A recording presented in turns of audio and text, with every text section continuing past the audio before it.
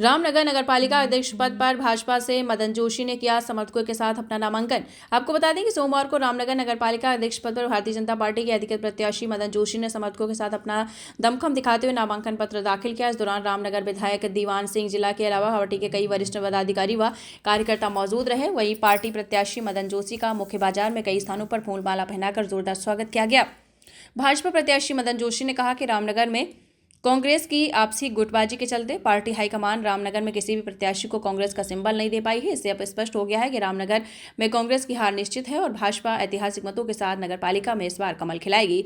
उन्होंने कहा कि जनता का समर्थन और आशीर्वाद मिला तो निश्चित तौर पर रामनगर नगरपालिका की दिशा बदलने के साथ ही यहाँ पर रोजगार के अवसर भी मिलेंगे। आपको बताते चले लगातार एकजुट होने की अपील की। वहीं पार्टी में नाराज चल रहे कार्यकर्ताओं के बारे में कहा गया कि सभी नाराज कार्यकर्ता पार्टी के मजबूत स्तंभ हैं, सभी से वार्ता कर एकजुट किया जाएगा। वहीं भाजपा विधायक दीवान सिंह बिष्ट ने अपनी पार्टी प्रत्याशी की जीत का दावा करते हुए कार्यकर्ताओं से अपनी आपसी मनमुटाव बुलाकर पार्टी प्रत्याशी के समर्थन में एकजुट होने की अपील की। बात है, मैं पहले भी कह चुका हूं कि नगर पालिका अध्यक्ष का पद एक बहुत महत्वपूर्ण पद है जो शहर के विकास, शहर की योजनाएं बनाने के लिए और उनके क्रियान्वयन के लिए उत्तरदायी होता है।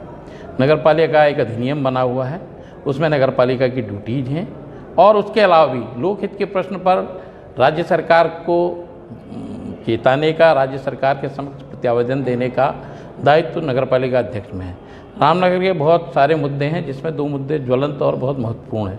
नंबर एक मुद्दा है कि रामनगर की ज़्यादातर ज़मीन, लगभग 90% ज़मीन नजूल भूमि है, जिसमें हमारी मलिन बस्तियां हैं, गरीब लोग हैं, मध्यम आयु वर्ग के, निम्न मध्यम आयु वर्ग के लोग ही रामनगर में ज़्यादा हैं और वो उन ज़मीनों में रह रहे हैं। गाहे बहाए सरकार द्वारा या सरकार सत्तारूढ़ पक्ष के कुछ कम मानसिकता के लोगों द्वारा ये चलाया जाता है कि ये सरकारी ज़मीनें खाली की जाएंगी, डराया जाता है। एक तरह से ये हथियार हो गया है लोगों को डराने का।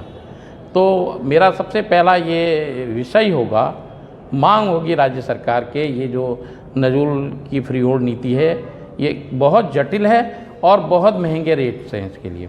21,000 रुपये मीटर यानी 2100 रुपये मीटर के रेट हैं मलिन बस्तियों में भी। तो इसके लिए हम काम करेंगे, राज्य सरकार को बताएंगे और ज़रूरत पड़ी तो इसमें कानूनी पहलुओं को भी देखा जाएगा। बहुत सारी चीज़ें इसमें कानूनी मुद्दा भी है। लोग 30 साल से रह रहे हैं, लिमिटेशन एक्ट भी लागू होता है। आज 40-40, 50-50 साल से लोग रह रहे हैं, तो ये भी एक चीज़ है। अगर सरकार ने हमारी बातों को ध्यान में नहीं दिया तो हम कानूनी पक्ष को भी अपनाने में गुरेज नहीं करेंगे। सर, आरोप लग रहे हैं कि कांग्रेस से जो बगावत कर रहे हैं और नॉमिनेशन वो भी कर रहे हैं कि 15 लाख रुपए में टिकट देके कार्यकर्ताओं की उपेक्षा की गई है। देखिए, मैं सरकारी कर्मचारी हूँ, मेरी मासिक सैलरी लगभग 1 लाख रुपए है आज भी। मेरी पत्नी सरकारी नौकरी में है, अब वो तो ब्लैक एंड वाइट है, उनकी सैलरी भी लगभग 70-75 हज़ार रुपये है। मैं 3 पुश्तों से रामनगर, कंचनपुर, छोई का भूमिधर किसान हूँ। 10 एकड़ ज़मीन का ऑन रिकॉर्ड मालिक हैं हम लोग, हमारा संयुक्त परिवार है।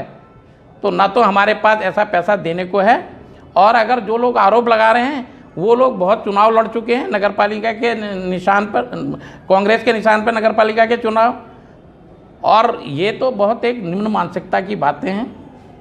जिन पे आरोप लगा रहे हैं प्रमुख रूप से, उनके इलाजों के बिल, उनके अस्पताल के इलाजों के बिल 69-70 हज़ार रुपये वो भी हमारे नेताओं ने अब बाकायदा बैंक से पेमेंट किए हैं। ये सब झूठे आरोप हैं। ये ऐसा ना, एक बी टीम है, एक स्लीपर सेल कहते हैं ना, तो इस तरह के स्लीपर सेल हैं, इनका काम ही यही है। ये अंदर खाने सब जुगलबंदी होती है, सबको पता है। तो ये सब चीज़ें, इनकी भ्रामक बातों में नहीं आना है। हमने रामनगर को विकास की ऊंचाइयों को ले।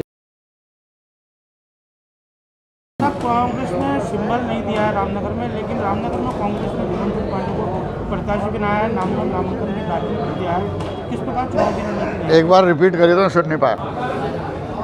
देखिए, हमारा मुद्दा कांग्रेस की जो विचारधारा, आइडियोलॉजी है, सर्वधर्म समभाव, सबको समानता, सबको धार्मिक आज़ादी और डेवलपमेंट, और रामनगर के जो मुद्दे हैं, रामनगर में अधिकांश जो नगरीय क्षेत्र है उसमें लोगों की जो ज़मीनें हैं वो फ्री होल्ड नहीं हैं, अलग अलग भू कैटेगरी की हैं, भू उपयोग की हैं, कुछ निजूल की हैं, कुछ 10 खौ की हैं, कुछ वर्ग 6 की हैं।